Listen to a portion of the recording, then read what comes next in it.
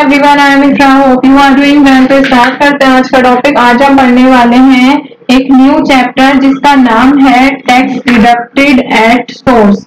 ठीक है, मतलब कि टीडीएस। इसमें हम सबसे पहले समझेंगे टीडीएस क्या होता है इस चैप्टर में, फिर देखेंगे कुछ बेसिक टर्मिनोलॉजी टीडीएस की क्या होती है, कैसे इसको इनेबल किया जाता है, कैसे टीडीएस के लेजर्स क्रिएट किए जाते हैं और इसके वाउचर्स कैसे क्रिएट किए जाते हैं, मतलब वाउचर्स में एंट्री कैसे होती है टीडीएस में, और टीडीएस रिपोर्ट्स को कैसे देख सकते हैं, कहाँ पर वाला ऑप्शन मिलता है, कैसे प्रिंट कर सकते हैं, ये सारी चीजें देखेंगे। तो इसके लिए हमें सबसे पहले समझना होगा टीडीएस। देखिए, टीडीएस और टीसीएस दो तरह के यहाँ पर टैक्स के बारे में बात की गई है, जिसमें कि हम पहले क्या समझ रहे हैं टीडीएस के बारे में। ठीक है, तो टीडीएस का मतलब क्या होता है, यहाँ पर टैक्स डिडक्टेड एट सोर्स। यहाँ ये क्या होता है, कैसा प्रोसेस होता है जहां पर भुगतान करने वाला पर्सन जो होता है, ठीक है, वो क्या करता है, एक यहाँ पे जितनी भी पेमेंट भुगतान करना होता है बोल सकते हैं, उसके एक फिक्स्ड अमाउंट को टैक्स के रूप में यहाँ पे काट लेता है, कट कर लेता है, डिडक्ट कर लेता है और डायरेक्ट इसको दे देता है, गवर्नमेंट को दे दिया जाता है।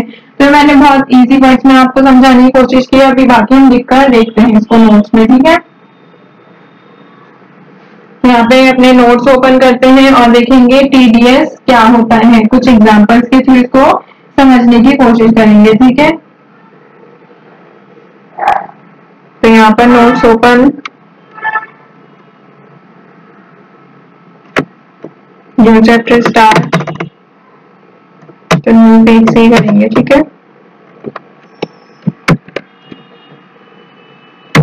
Tax deducted at source, TDS.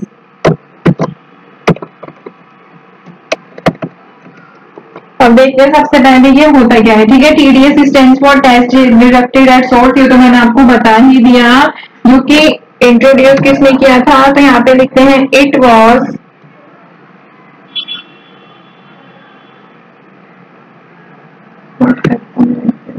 ठीक है, तो यहाँ पे लिखते हैं it was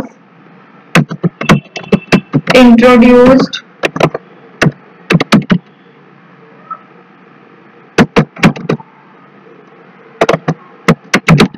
in the Income Tax Act 1961। ठीक है, फिर लिखा गया है this tax is a mode of collecting income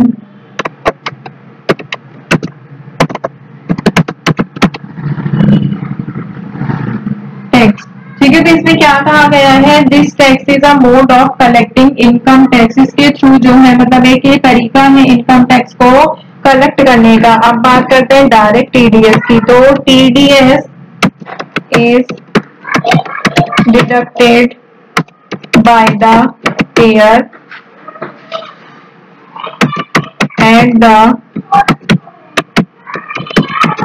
source of income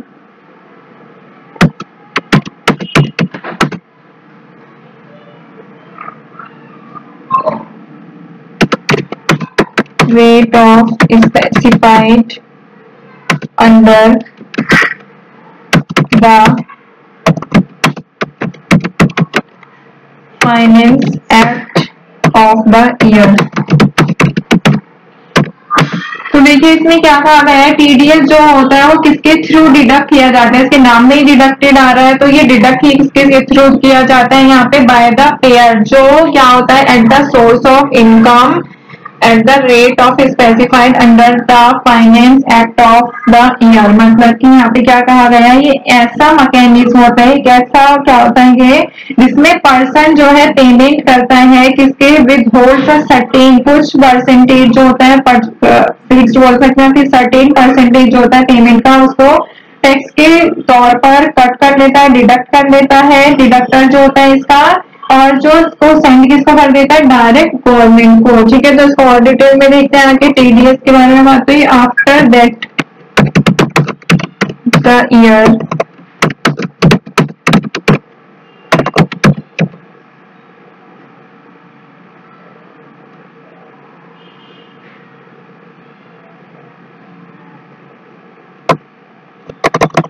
लिखेंगे after deducting the year, tax deduct करने के बाद क्या होता है, the payer needs to deposit the deducted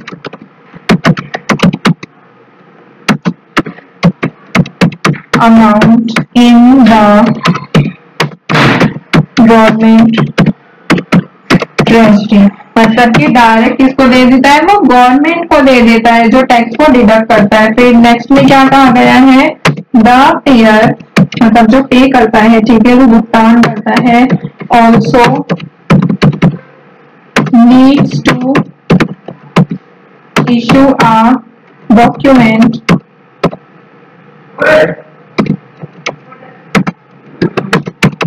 to the person from whose income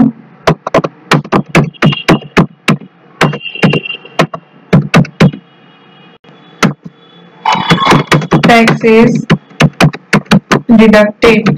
तो देखिए इस वाले पॉइंट में क्या कहा गया है, the payer also needs to issue a document, जो पेयर होता है उसको इशू करने की जरूरत होती है डॉक्यूमेंट को उस पर्सन को जिसकी इनकम पर टैक्स जो है ये डिडक्ट किया गया है।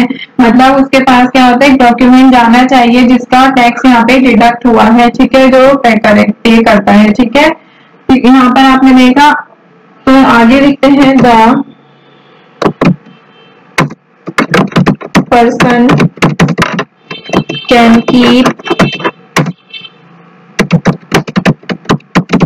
this document as evidence and submit it to the income tax authorities for filing a return।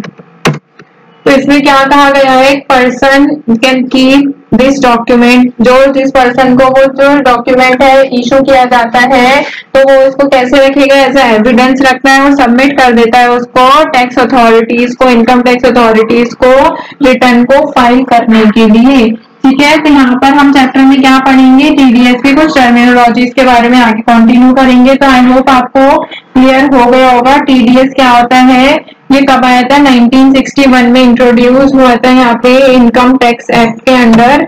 और यहाँ पे क्या है, ये डिडक्ट किया जाता है बाय द पेयर कब, at the source of income at the rate of specified under the finance act. जो होता है उसके अंदर रेट जो है स्पेसिफाई होता है कि इतना टैक्स जो है यहाँ पर डिडक्ट करना है, ठीक है। After deducting the tax the payer needs to deposit, जो पेयर होता है वो डिपॉजिट कर देता है डिडक्टेड अमाउंट गवर्नमेंट को, और जो पेयर होता है उसको इशू करने की जरूरत होती है डॉक्यूमेंट उस पर्सन को जिसका इनकम पर टैक्स जो है डिडक्ट हुआ है। और जो पर्सन होता है वो अपने पास एविडेंस इसको रखता है और वो फिर इनकम टैक्स अथॉरिटीज को रिटर्न फाइल करने के लिए दे देता है, ठीक है। तो बेसिकली ये होता है टैक्स डिडक्टेड एट सोर्स।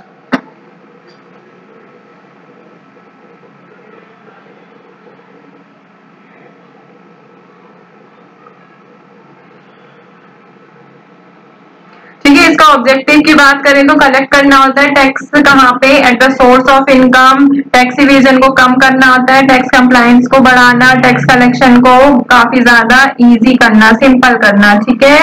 कहाँ पर एप्लीकेबल होता है, ये सैलरी पर एप्लीकेबल होता है, बैंक या फिर post office, interest on deposit मतलब जो डिपॉजिट करते हैं उनके इंटरेस्ट पे, डिविडेंड्स पर, रेंट पे, कमीशन हो गया, प्रोफेशनल फीस पर ये अप्लाई होता है, कॉन्ट्रैक्ट पेमेंट जो होती है उन पर, और लॉटरी जो विन कर लेते हैं उस पर। टीडीएस रेट जो होता है मिनिमम कितना रहता है, 1% to 30% पर ये रहता है, डिपेंड करता है कि पेमेंट का तरीका कैसा है, पेमेंट कैसे हुई है और पे क्या है, ठीक है। तो डिडक्शन एंड डिपॉजिट मतलब पेयर डिडक्ट करता है टीडीएस पेमेंट से, पेयर डिपॉजिट करता है टीडीएस गवर्नमेंट को विद इन 7 डेज, आपको बता दिया है। और पेयर जो है वो इशू करता है टीडीएस सर्टिफिकेट को पेई को, ठीक है। तो यहाँ पे एग्जाम्पल देख सकते हैं, यहाँ पे मैं लिख देती हूँ एग्जाम्पल, मैंने आपको बस बोला भी था।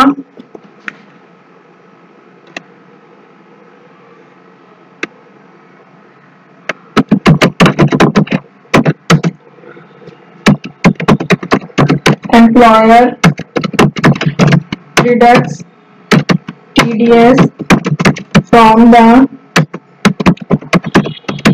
employee's salary।